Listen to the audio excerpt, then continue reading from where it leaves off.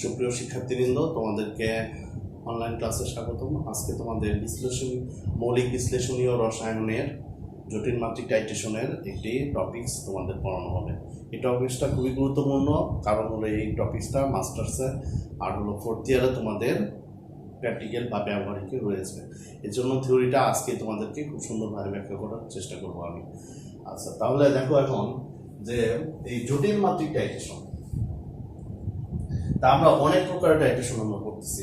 এর মধ্যে একটা প্রকার হলো জটিল মাত্রিক টাইট্রেশন, অর্থাৎ যে টাইট্রেশন জটিল যৌগের উপর ভিত্তি করে টাইট্রেশন করা হয়, সেই টাইট্রেশনটা হলো জটিল মাত্রিক টাইট্রেশন। তাহলে এখানে জটিল যৌগের উপর ভিত্তি করে, তাহলে জটিল যৌগ এখানে গঠন করবে। এই টাইট্রেশনের মধ্যে কি গঠন করবে? জটিল যৌগ গঠন করবে। জটিল যৌগ গঠন করে তারপর আমরা কোনো আয়নের পরিমাণ নির্ণয় করতে পারবো আমরা জটিল যৌগ গঠন করে। এখন আমরা দেখি তাহলে জটিল যৌগ গঠন করে কিভাবে আয়নের পরিমাণ নির্ণয় করা যায়। আচ্ছা, তাহলে প্রথমে আমরা জানতে হবে জটিল যৌগ কাকে বলে। যেমন এটা একটা জটিল যৌগ।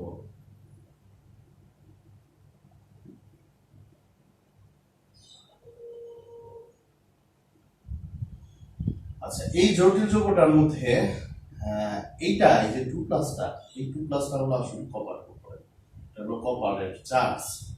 তাহলে এই চার্জটা হলো কপারের। এটাকে বলা হয় লিগ্যান্ড। আর যে কয়টা লিগ্যান্ড এই ধাতব আয়নের সাথে যুক্ত থাকে সেটাকে বলা হয় সন্নিবেশ সংখ্যা।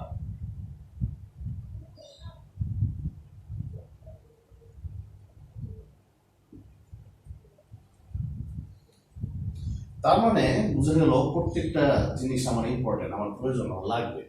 একটা হলো যে এই ধাতব এর চার্জ কত, যেমন NH3 এটা একটা প্রশ্ন যৌগ, এর জন্য এখানে যা চার্জ এখানে তাই চার্জ। যদি এটা প্রশ্ন না হতো তাহলে ভিন্ন হয়ে যেত, দেখাবো আমি।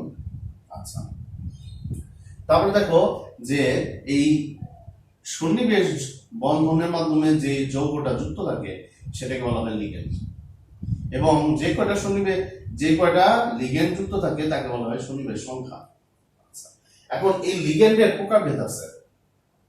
যদি লিগ্যান্ড, যেমন এটার চিত্র যদি আমি আঁকি, কিভাবে হবে?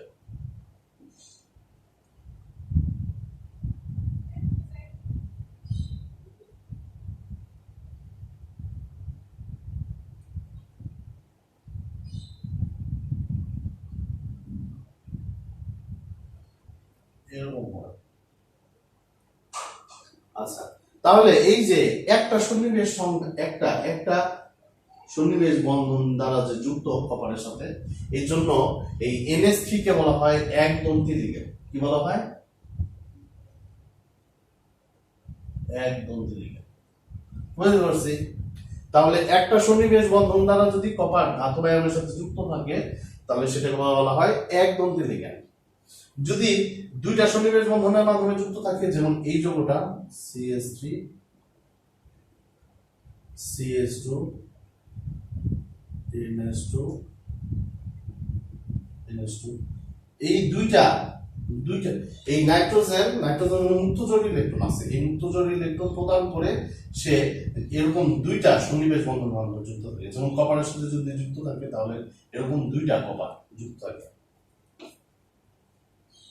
তাহলে এখন লিগ্যান্ডের প্রকারভেদ আমরা দেখতে পারতেছি NH3 এখন হলো একদন্তী লিগ্যান্ড। আবার যদি দুইটা সন্নিবেশ বন্ধন দ্বারা যুক্ত থাকে তাহলে এটাকে বলবো আমি দ্বিদন্তী লিগ্যান্ড। হ্যাঁ, দ্বিদন্তী লিগ্যান্ড। যেমন এই যে এটার ক্ষেত্রে আমরা ধরি,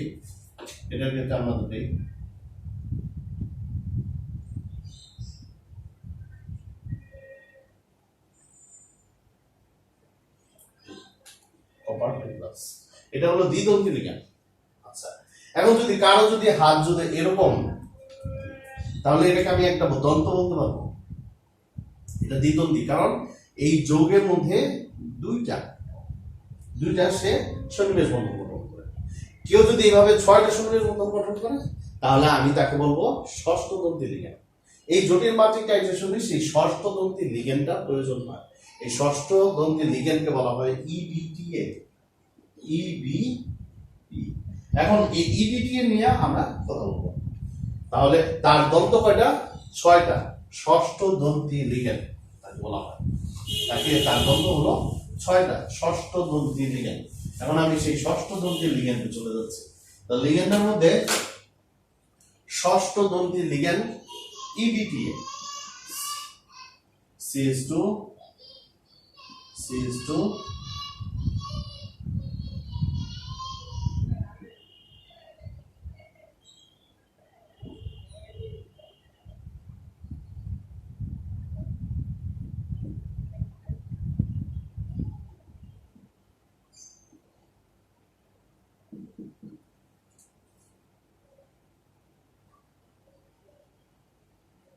এটাকে বলা হয় EDTA।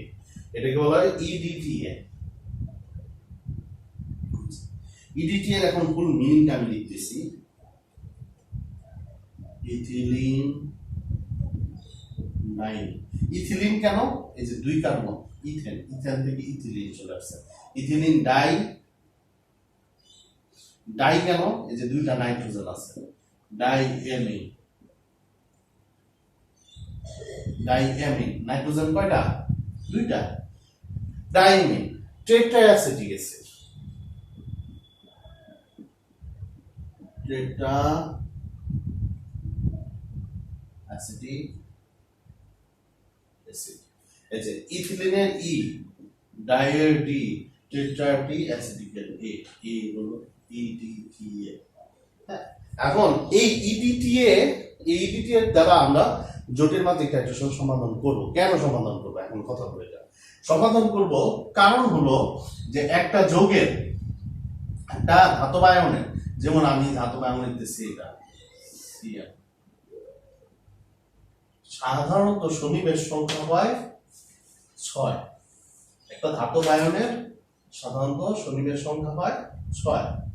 আচ্ছা, একটা ধাতব আয়নের সন্নিবেশ সংখ্যা সাধারণত 6 হয়, অর্থাৎ 6টা লিগ্যান্ডের প্রয়োজন হয়। কারণ 6টা লিগ্যান্ডের কেন প্রয়োজন হয়? কারণ 6টা সন্নিবেশ বন্ধন গঠন করতে পারে এবং প্রত্যেকটা একটা একটা করে, এই জন্য 6টার প্রয়োজন হয়।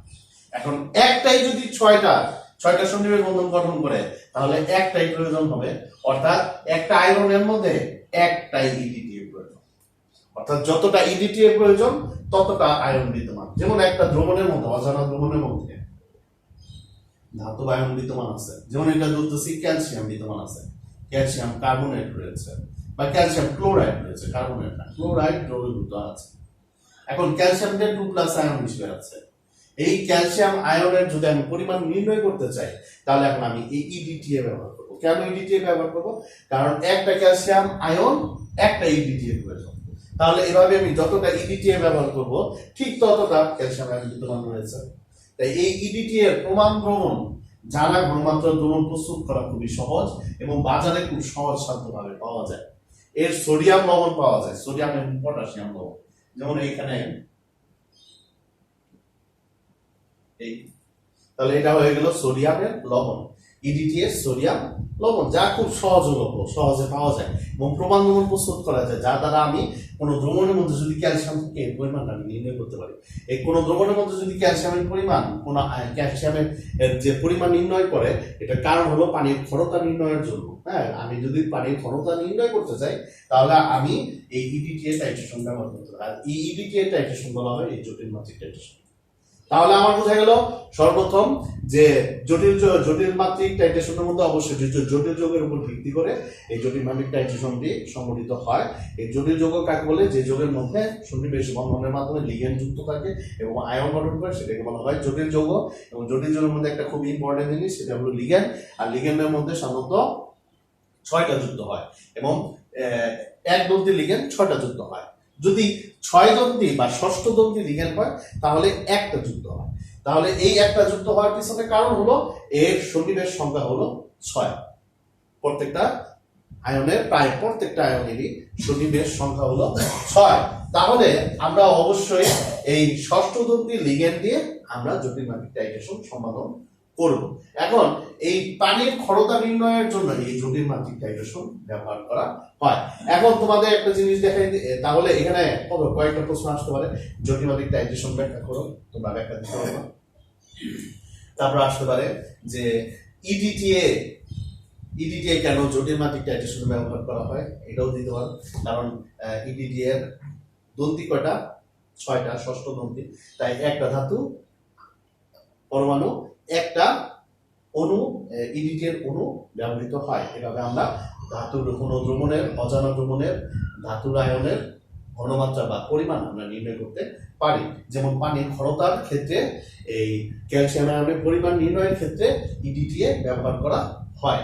তাই এখন ইডিটিএ এর সংকেতটা তুমি দেখলা, এটা হলো ইডিটিএ এর সংকেত।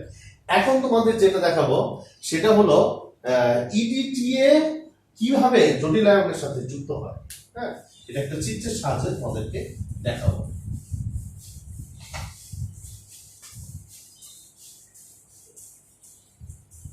যেমন শুধু ক্যালসিয়াম না, হ্যাঁ, এবং জিঙ্ক, কপার, ক্যালসিয়াম, এগুলো আমরা জটিল মাত্রিক টাইট্রেশনের সাহায্যে, এই আয়নগুলো জটিল মাত্রিক টাইট্রেশনের সাহায্যে আমরা কি করব, নির্ণয় করতে পারবো। এখন দেখাচ্ছি যে একটি আয়নের সাথে কিভাবে জটিল আয়নটা, হ্যাঁ, জটিল আয়ন সংগঠিত হয়, ইডিটিএ সংগঠিত হয়। এই জটিল আয়নটি কিভাবে গঠিত হয় এটা দেখাচ্ছি। এই এম এন প্লাস দ্বারা বোঝায় মেটাল। কি বোঝায়? মেটাল। আচ্ছা, আমরা জানি নাইট্রোজেন, নাইট্রোজেন, যে এই নাইট্রোজেন দুইটা সুনিবেশ বন্ধন গঠন করে, দিয়ে দিলাম। ইডিটিএ এর মধ্যে নাইট্রোজেন দুইটা আছে। আর কি আছে নাইট্রোজেনের সাথে? এই যে এটা আছে, দিলাম। এখন আর কি আছে? টেট্রা অ্যাসিটিক অ্যাসিড আছে। এখন টেট্রা অ্যাসিটিক অ্যাসিড একটা অ্যাসিটিক অ্যাসিড। আচ্ছা, টেট্রা অ্যাসিটিক অ্যাসিড। আচ্ছা, দেখো, আচ্ছা, এখন দেখো একটু খেয়াল করো, ও ও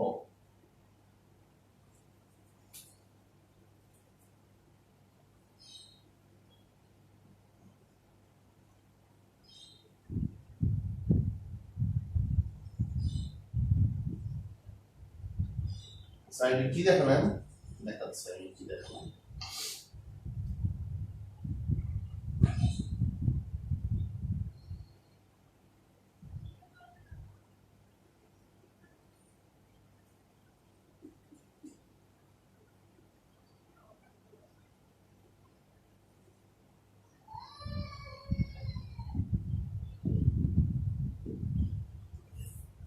আচ্ছা, এখন একটু খেয়াল করো, আমি একটু সুন্দর করে ছোট করে আঁকছি।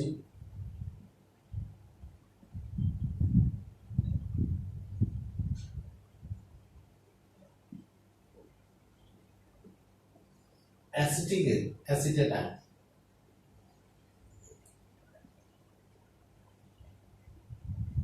এই দেখো, এই যে এই পার্টটা হলো এই যে এই দুটো, এই নাইট্রোজেন আর এই নাইট্রোজেন, এই নাইট্রোজেন আর এই নাইট্রোজেন। আচ্ছা, তাহলে এই নাইট্রোজেনের সাথে দুইটা, দেখো, এই নাইট্রোজেনের সাথে এই একটা, এই দুইটা, এই দুইটা মেটালের সাথে সুনিবিড় বন্ধন গঠন করে,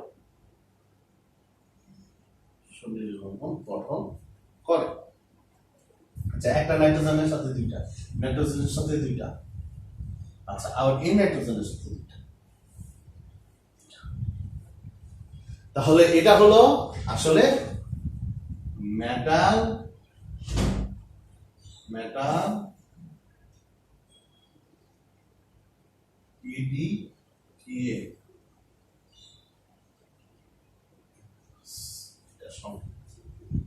আচ্ছা, তাহলে যদি তোমাদের পরীক্ষায় প্রশ্ন আসে যে মেটাল ইডিটিএ কিভাবে, মেটাল ইডিটিএ এর সাথে কিভাবে বন্ধন গঠন করে বা সুনিবিড় বন্ধন গঠন করে, তোমাদের তখন এই চিত্র দিতে হবে। তার মানে বোঝা গেল যে জটিল মাত্রিক টাইট্রেশনের একটি মানে উত্তম পদ্ধতি হলো ইডিটিএ টাইট্রেশন বলা হয় এটাকে। কেন ইডিটিএ ব্যবহার করা হয়? কেন? একটা অণুর সাথে একটা ইডিটিএ প্রয়োজন। তাহলে আমরা যতটা ইডিটিএ ব্যবহার হলো ঠিক ততটা আয়ন দ্রবণের মধ্যে বিদ্যমান আছে। এভাবে আমরা ইডিটিএ টাইট্রেশন করতে পারি বা জটিল মাত্রিক টাইট্রেশনের মাধ্যমে ধাতুর পরিমাণ নির্ণয় করতে পারবো। কোনো পানির মধ্যে কি পরিমাণ ধাতু দ্রবীভূত রয়েছে সেটা পরিমাণ আমি নির্ণয় করতে পারি। যেমন খড় পানিতে ক্যালসিয়াম কি পরিমাণ, ক্যালসিয়াম আয়ন কি পরিমাণ দ্রবীভূত রয়েছে সেটা আমার নির্ণয়ের পদ্ধতি হলো এই জটিল মাত্রিক টাইট্রেশন বা ইডিটিএ টাইট্রেশন। এখন যদি বলে যে জটিল মাত্রিক টাইট্রেশনে কেন ইডিটিএ ব্যবহার করা হয়, তখন তুমি সহজে বলবা যে জটিল মাত্রিক টাইট্রেশন যেহেতু ধাতু যেহেতু ষষ্ঠ শনিমের সংখ্যা 6 সেহেতু ইডিটিএ শনিমের সংখ্যা 6 বিধায় একটা ধাতু একটা ইডিটিএ ব্যবহার হয়। এভাবে সহজে আমরা ধাতুর পরিমাণ গণনা করতে পারি। এটাকে আরেকটা ভাবে বলা হয়, সেটা বলা হয় 1:1 রেশিও, অর্থাৎ একটা ধাতুর আয়ন আর একটা ইডিটিএ আয়ন। এবং বাজারে খুব বিশুদ্ধ অবস্থায় পাওয়া যায় সহজলভ্য। কি বিশুদ্ধ অবস্থায় পাওয়া যায়? এই ইডিটিএ বিশুদ্ধ অবস্থায় পাওয়া যায়। ইডিটিএ পাওয়া যায় কি হিসেবে পাওয়া যায়? সোডিয়াম আয়ন হিসেবে পাওয়া যায়, সোডিয়াম লবণ হিসেবে পাওয়া যায়। এটাকে এভাবে লেখা হয়, হ্যাঁ, সোডিয়াম ইডিটিএ, সোডিয়াম ইডিটিএ। এটাকে আবার এইভাবে লেখা যায় সোডিয়াম H2O, অর্থাৎ এই অংশটা পুরোটাকে ওয়াই ধরা হয়, হ্যাঁ, এই যে এই অংশটাকে পুরোটা ওয়াই ধরা হয়, হ্যাঁ, আর হলো হাইড্রোজেন 2টা আর সোডিয়াম 2টা, এই যে হাইড্রোজেন 2টা আর হলো সোডিয়াম 2টা। তাহলে বোঝা গেল এইভাবে আমরা জটিল মাত্রিক টাইট্রেশনের সাহায্যে আমি কোন দ্রবণের মধ্যে কি পরিমাণ ধাতু রয়েছে তার পরিমাণ আমি নির্ণয় করতে পারি। আজকে তোমাদের মৌলিক বিশ্লেষণের রসায়নের মধ্যে যে আয়তন মাত্রিক বিশ্লেষণ, এটাও কিন্তু আমি সেই বুলেটের সাহায্যে ইডিটিএটা যোগ করবো। তা বুলেটের সাহায্যে ইডিটিএ যোগ করতেছি, তার মানে বোঝা গেল এখানে আয়তন আমি নির্ণয় করতেছি, হ্যাঁ, আয়তন নির্ণয় করতেছি, তাই এটাকে আয়তন মাত্রিক বিশ্লেষণে রাখা হয়েছে। এবং খুব গুরুত্বপূর্ণ একটা টপিক, এটা তোমাদের 4th ইয়ারও প্র্যাকটিক্যাল আছে এবং মাস্টার্সের প্র্যাকটিক্যালে রয়েছে। তাহলে তোমরা সবাই দেখো, হ্যাঁ, স্ট্রাকচার গুলো দেখো। ওই স্ট্রাকচারটা তোমাদের বিশেষ করে মনে রাখতে হবে, ইডিটিএ এর সংকেতটা বিশেষ করে মনে রাখতে হবে। তারপর সোডিয়াম ইডিটিএ কিভাবে লেখা হয় এটাও মনে রাখতে হবে।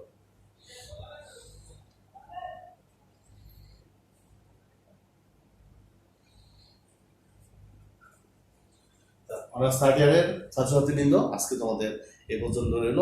সবাইকে শুভেচ্ছা, ধন্যবাদ, শেষ করছি।